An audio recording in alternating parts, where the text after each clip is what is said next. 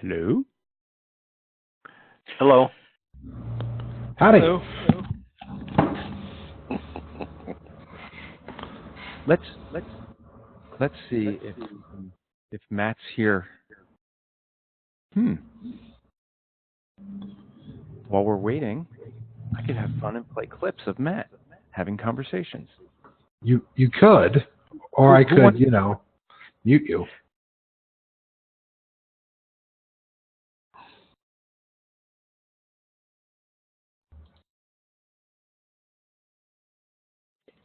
I was going to play Matt having a conversation with a guy that denied that babies exist.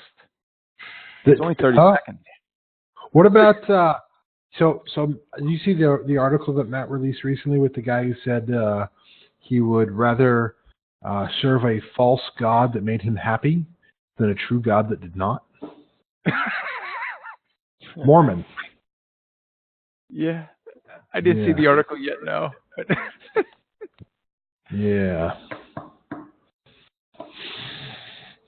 Well, I can hear Ken's on. I don't know who else. Looks like we've got maybe 15 people here. Yeah. Well, 13. There we go. Found out how to get to this. Someone from Germany. Wow. Neat. Yeah, actually. Well, welcome. Yeah, thanks.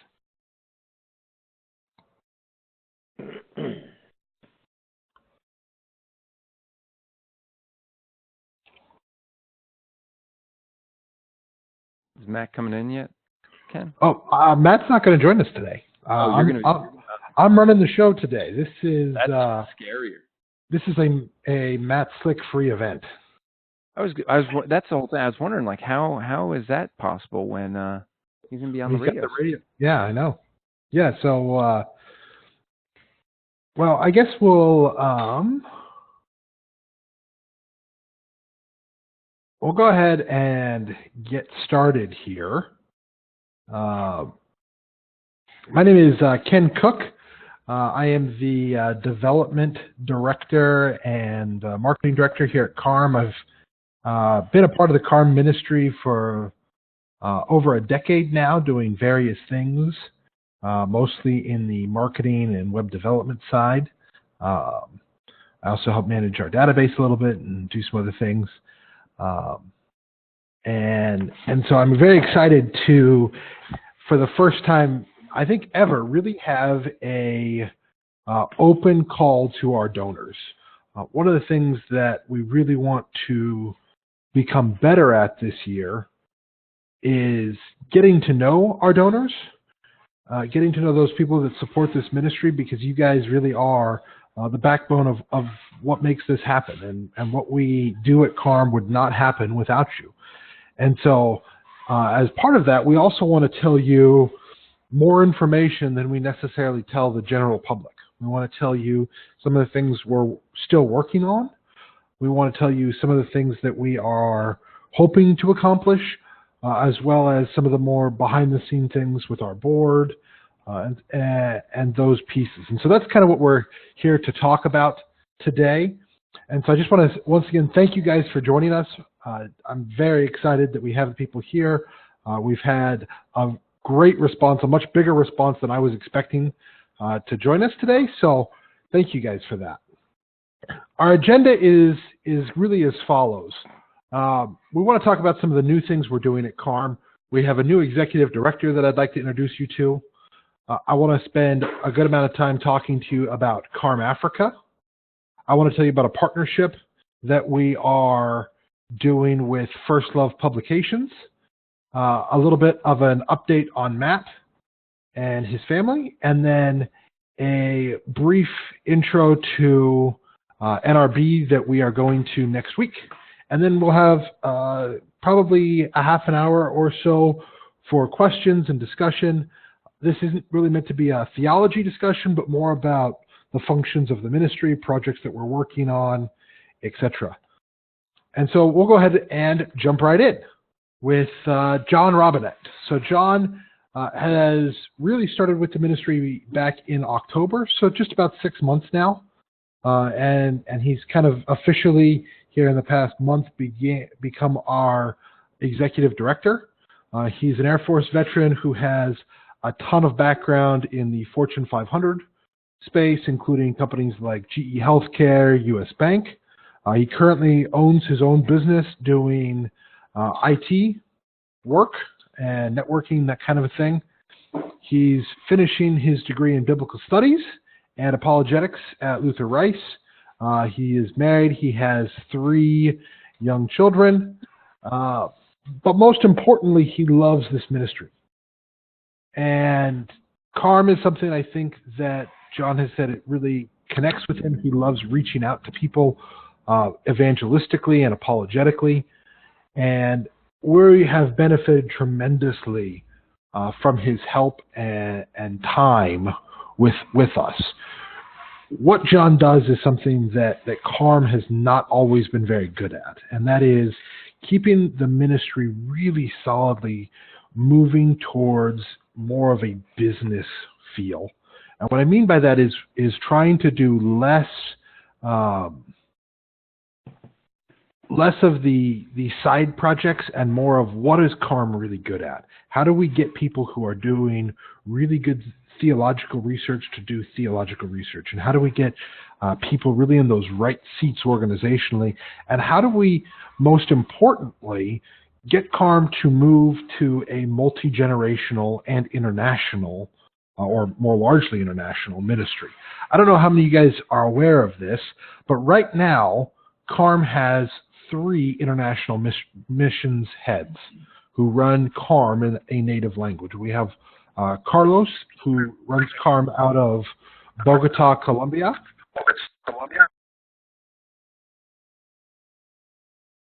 David Burrito, who runs CARM out of Brazil. And then we also have a gentleman by the name of Torgal, who runs CARM out of Turkey. And as we're looking at making CARM more of an international mission, we want to say, how do we get a ministry that's well run and has 50 people globally, that has brothers across the globe working to the same goal in their own country and their own language? And I think what that means is we have to get really good at what each of us are good at and stay away from the things that we're not. And John has been such a huge help in pushing all of us in that direction. It's, I know, been a challenge for me. I know it's been a challenge for Matt and a lot of the other board members as well. Moving on from there, I want to talk briefly about CARM Africa and this new project that we are really starting. Before we get there, though, I'd like for you guys to watch this quick video.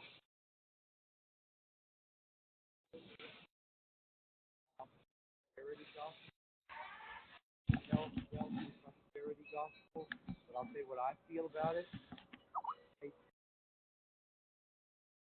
It is not the gospel. It's being exported from distant Africa and Asia, selling a bill of goods to the poorest of the poor. Believe this message: your pigs won't die. Your wife won't have miscarriages. You have rings on your fingers and coats on your back. That's coming out of America. People that ought to be giving our money and our time and our lives, instead selling them a bunch of crap called gospel. And here's the reason it is so horrible. When was the last time that any American, African, Asian ever said, Jesus is all satisfying because you drove a BMW? Never. They'll say, Jesus give you that? Yeah, well, I'll take Jesus. That's idolatry. That's not the gospel. That's elevating gift above giver. I'll tell you what makes Jesus look beautiful is when you smash your car and your little girl goes flying through the windshield and lands like dead on the street. And you say, through the deepest possible pain, God is enough. God is enough. He is good. He will take care of us. He will satisfy us. He will get us through this. He is our treasure.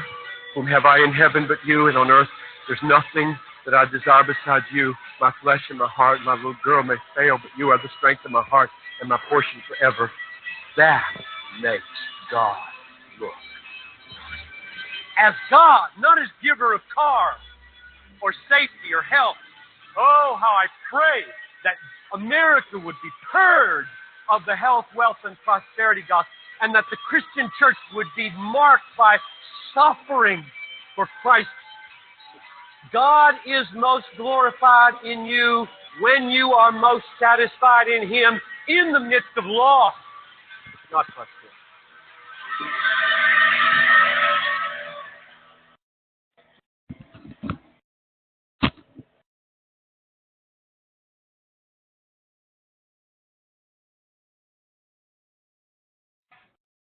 What we're seeing, however, in the continent of Africa, according to a 2010 Pew Research study, is that 56% of people who say they are Christian in Africa accept that health, wealth, and prosperity message.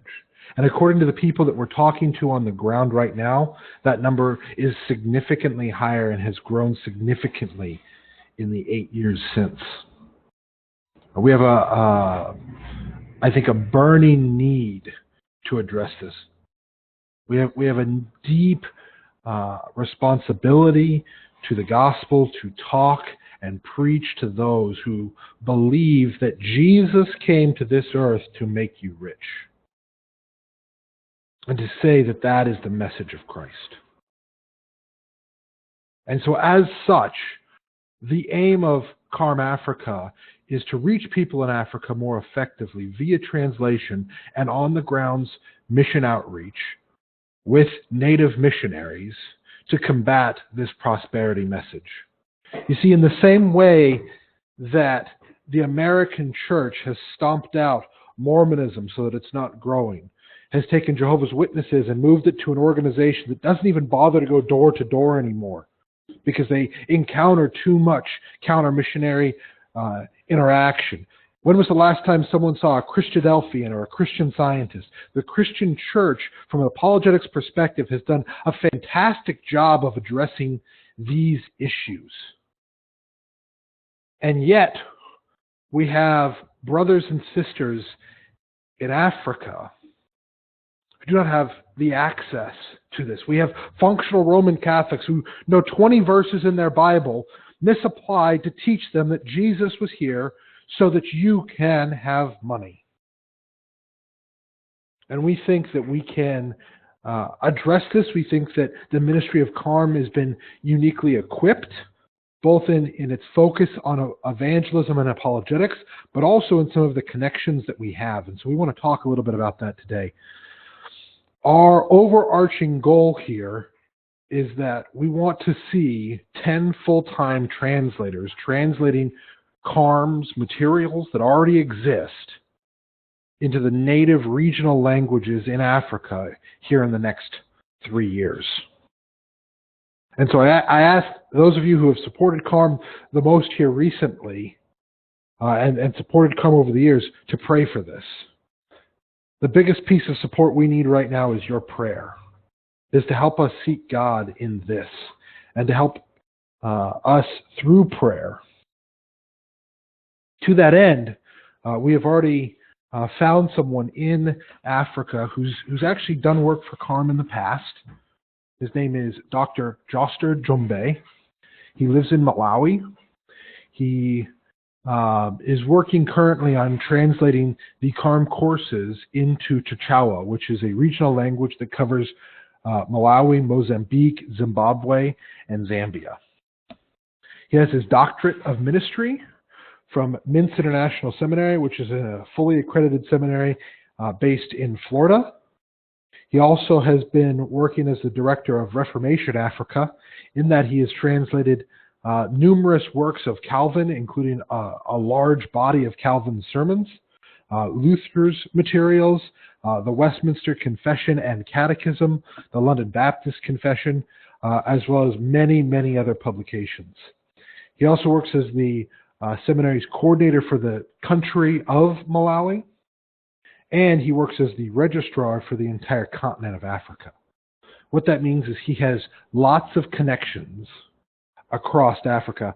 One of the interesting things as we were getting to know Dr. Jumbe was verifying him independently. And this was something we worked really hard to talk to partners and not just go off of what we saw on a resume, but to really reach out to people and say, hey, is this someone that you know? What can you tell us about him? And so I called Mint Seminary one day, and the president of the seminary called me back. And I said, as part of our discussion, I said, I don't know that I, expect, every student. I'm sure that, you've got a number of people. And he said, in fact, they had over 5,500 graduates from the seminary. And it was pretty unlikely that he would know any one single graduate, even if they graduated with a PhD, because there was just a large body of people. And I said, okay, well, this is his name. His name is Joster. And before I even got his last name out, he made an excited sound, we'll say, and he said, I know him.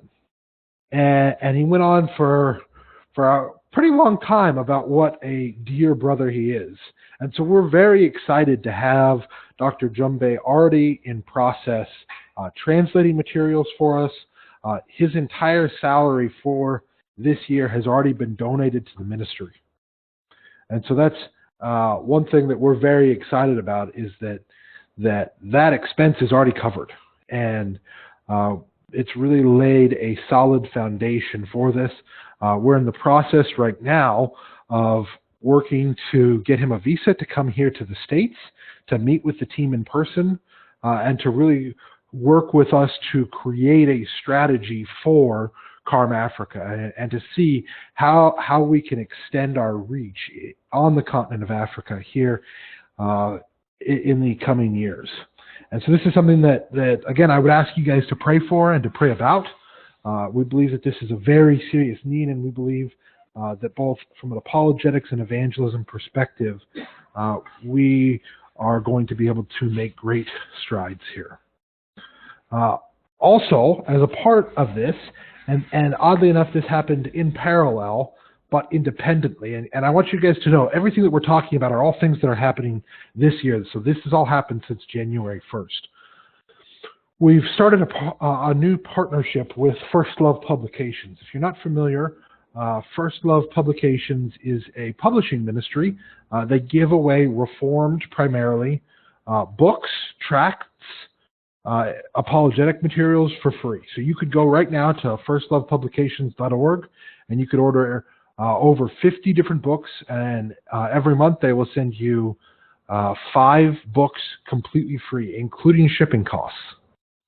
And they have some really unique strengths, but I think most importantly in that is that they have this ability to get the printed word to people, and they have a deep knowledge of about continents like Africa, in countries like the Philippines and India, about how printed materials go forth, and how the printed word really reaches people in a way that I think at CARM we don't have a functional understanding of. They already have an international presence. They have a missions arm that currently has branches already set up in Africa, in Asia, excuse me, in South America. And these guys are passionate evangelists. Everything that they do, and every conversation I've had with someone who's a part of their team, they are passionate to see the gospel spread. They are passionate to see not simply answers to questions from an apologetics perspective, but to see strongholds brought down and the gospel preached to people. And so we're very excited, because I think that we are not good. We don't know a lot about printing. We don't have the relationships in printing. These are folks who print hundreds of thousands of books a year. And so we're very excited. There's still a number of details to work out, but from where we are right now, we think that this is going to be a very valuable partnership, both for CARM Africa. In fact, I was, as well as here in the United States and around the world. We were talking with one of their directors of their programs yesterday. And he was saying how this passion for Africa is something that they really share. Right now, I don't know if you guys know this, but 4 of the 10 richest pastors in the world are said to be in Africa, and specifically in Nigeria. And these guys have already been working there and are actively combating this prosperity message that's there. And so there's so much in alignment with that, and there's so much, I think, shared passion that we're just very excited about this. I want to give a quick update about Matt. Matt, I don't know if you are on the call or not. Yeah, I hear you. You're here? Yes. I know we were gonna put together a little video, but I know we kind of ran out of time. Do you want to give a quick update on what's going on with your family? Oh, my family. Yeah. Well, long story short, my wife is going under the knife for open heart surgery in 2 weeks in Salt Lake City, and the reason she's having to undergo that is because she has an exceedingly rare genetic problem called SMAD or SMAD3. Long story short, connective tissue disorder. She and her brothers all have it, and they're the only ones in the world where all the siblings have it. So because of it, connective tissue problems, heart valve problems. So they are going to spend 4 to 5 hours with her chest open, going in, fixing stuff, and hopefully she'll survive it, because there are complications with this kind of problem that she has. That's what's happening. So I'll be out of commission here in a couple of weeks for a while. We'll see. Okay. Well, I know that we'll certainly be asking for prayers about that. It's not something that we're trying to make incredibly public, but we definitely want you guys, our donors, to know about this and to keep this in prayer, to keep all of us in prayer about this. Anik is an incredibly special lady. I've known her for a very long time. And so just please remember Anik in all of this. Finally, Matt, John, and I next week are attending the National Religious Broadcasters Convention here in Nashville. We, through donation, were able to raise the funds to have a booth and to cover Matt's airfare, which was generously donated by a single person. The airfare was, so we want to thank the person for that. We are looking to see how we can expand Matt Sick Live and our radio outreach to additional stations. What other radio stations and radio ministries can we create relationships with? And how can we generally create more exposure for CARM through this event? So we're really spending a good amount of time there, and we're very excited to do so. I know Matt's been there once or twice before, I believe, but it's something that the guys who run the station that Matt is on really thought would be a big benefit to us. So we'll look forward to giving you guys a report about that in March, as well as look forward to updates in the CARM newsletter that come out. And finally, I'm going to go ahead and turn it over to you guys for questions. So I just ask, I'm going to unmute everyone here at the same time, like administratively. If you have a question, go ahead and speak up. I'll do my best to answer it. But if you're not asking a question, if you just kind of mute your phone or whatever, so that we can really hear whoever happens to be talking. All right?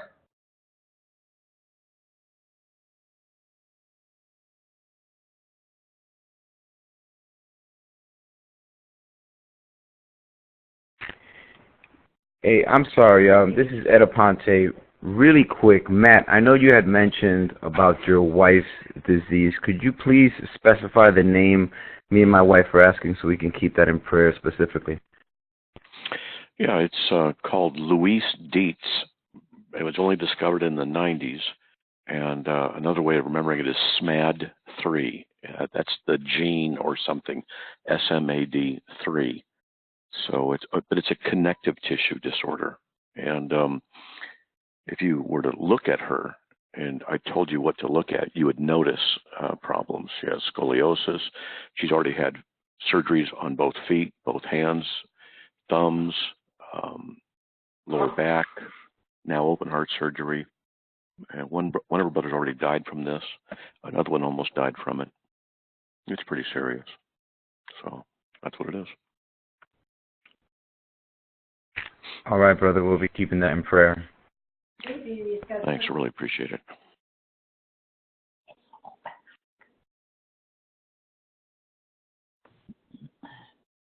Anyone else?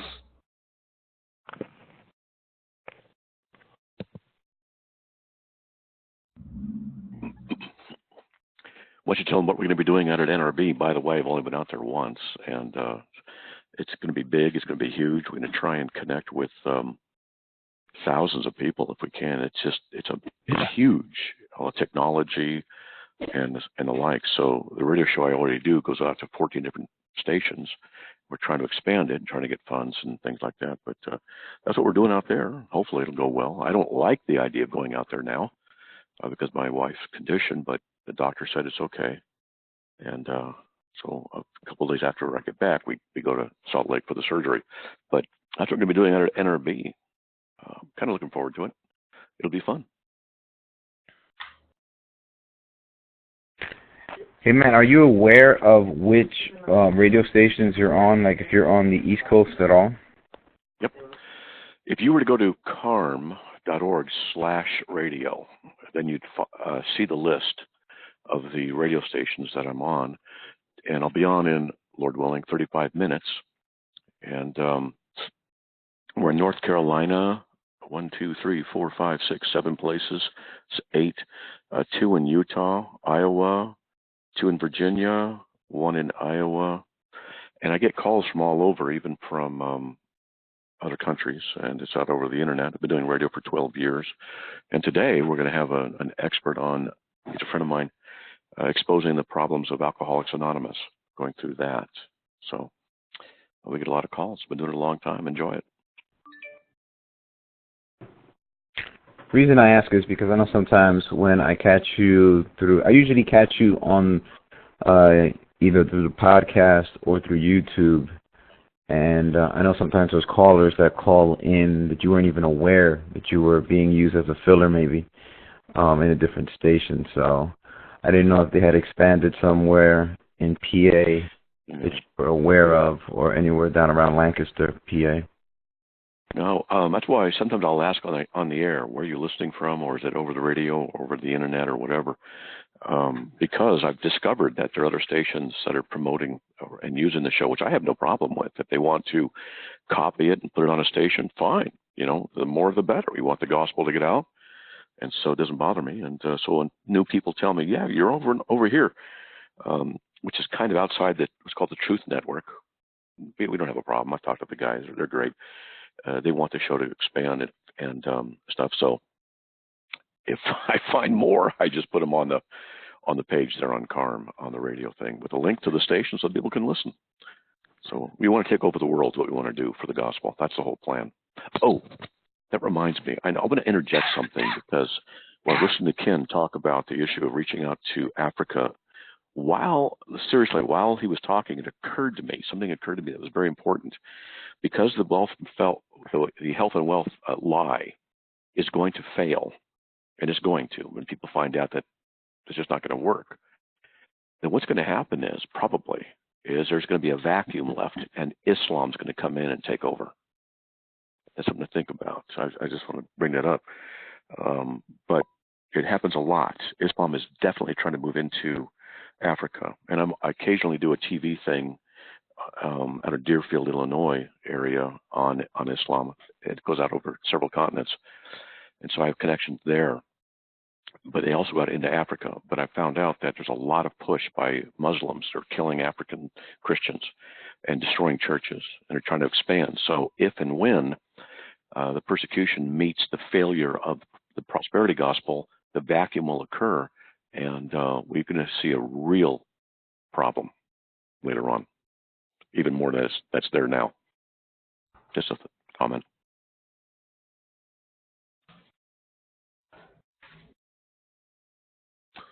Anyone else? Questions? Yeah, I've got a question. My name's D.G. Smith. And first of all, I want to say, Matt, I'll be praying for you and your wife big time. Thanks, On my DG, family. Man. And do you think you'll ever have to be on locally in Boise again? Yeah, DG is a good friend of mine. Good guy. I just love you, man. You're awesome. I don't see me being here on Boise anymore because, let's see, how do we say this politely? The woman in charge apparently did not like what I was saying about Roman Catholicism, and within 2 weeks, bang, gone. And she knew, but at any rate, that's a whole other story. So I don't have any door open, and we don't have the finances to support it. In fact, the Truth Network now, a lot of people do not know this, and I'll let people know, but the Truth Network, where I'm on these stations, they sought me out after Hank Hanegraaff went south and moved into Eastern Orthodoxy, and they sought me out and said, look, man, we want you on. We love you.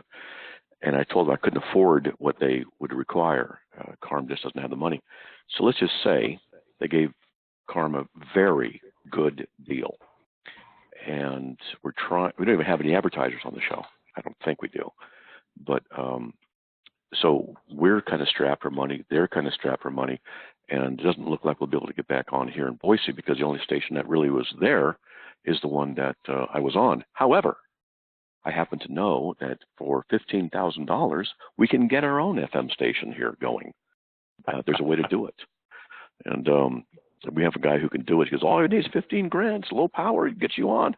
I'm just like, okay. I got some piggy banks here. I can break them open. We'll get it. But that's it. That's the sad news, man. Not here anymore. Sorry. Oh, that's okay. Yeah. It looks like we've got a question that came in via text from Renee. She asked if there's any recommendation for teaching junior high students. This is information without frustrating without frustrating parents. I teach them in my church. Let me talk about that. I was a youth pastor for a number of years, and we went through a lot of CARM's material. One of the things that happened was as we started talking with folks, is we really pushed the junior high and high school kids to understand their theology and doctrine, and also to understand the cults. And we had one kid.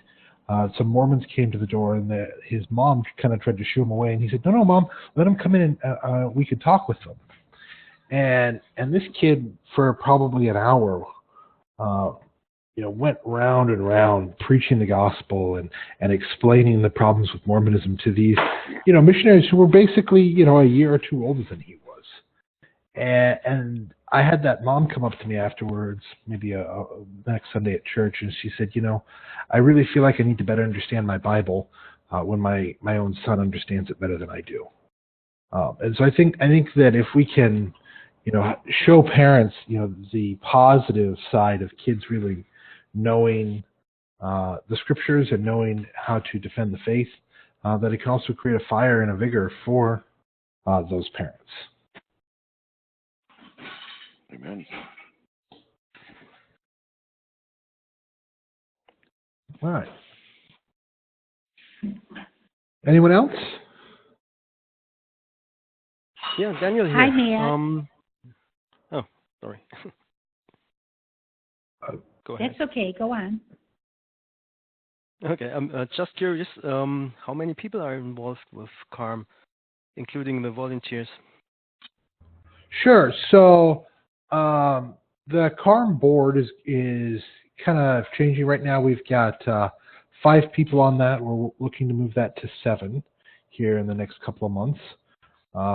In terms of CARM staff, there is Matt and Luke Wayne, and then we have the 3 guys that do stuff internationally. Then we also have Diane, who manages the forums, and I think that she has probably, Matt,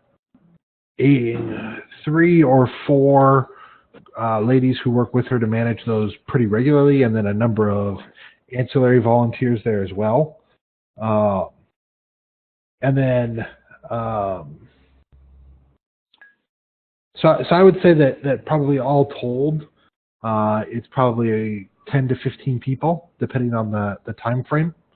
And if we have something we need, so for example, the slides that you see were generously donated by a guy who does graphics design.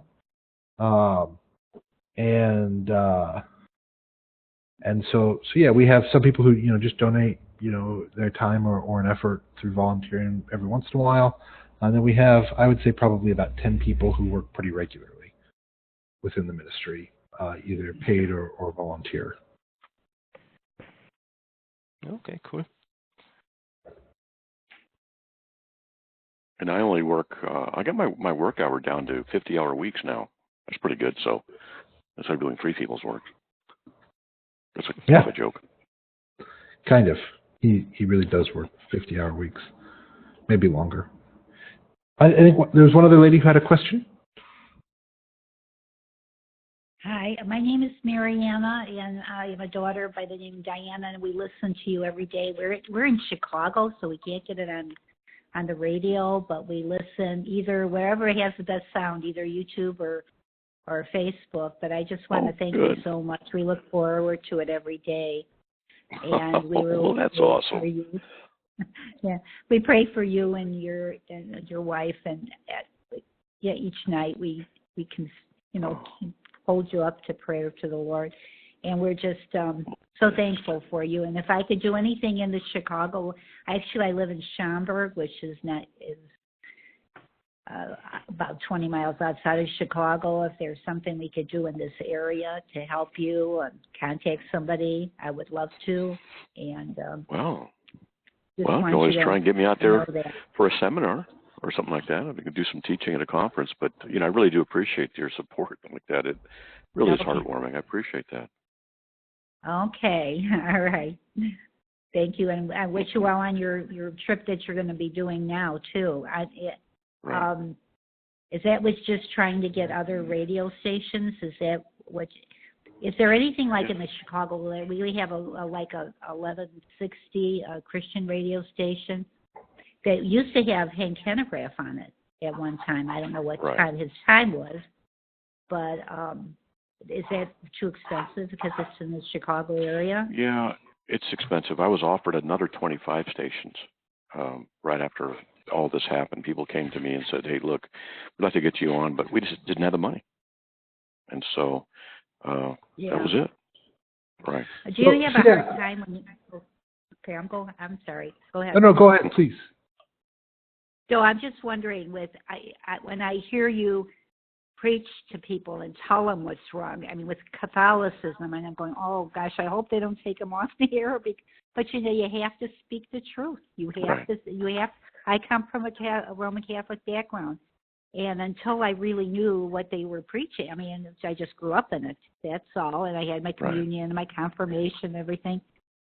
But I thought it's okay. It's just it's a different type of Christianity. It's not. It is not. And now my whole family is still involved in that, and they think I'm a little nuts, but that's okay. I'm going to just preach the truth. And you give me encouragement. This is what it says in the scripture.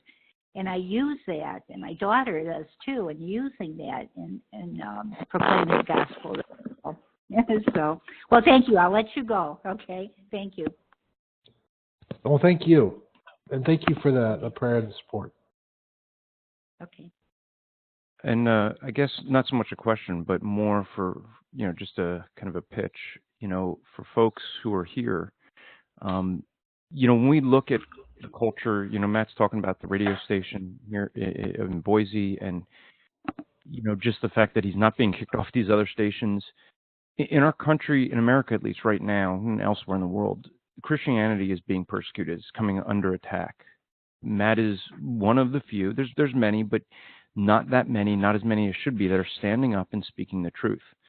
And that's going to cause even more problems, with the secular world, and more pressure to stop. If any of you know Matt, he's not going to stop. But it's a thing where, as we can, we need to just be able to support where we can. CARM, and in a lot of different ways. I guess my pitch would be that there's ways we don't think about how we can, support. I mean, money is one thing, but like Matt just said, having Matt come out and speak at your church at a conference, it really does help, because people get to meet Matt, get to talk to him, and then get to know more about CARM.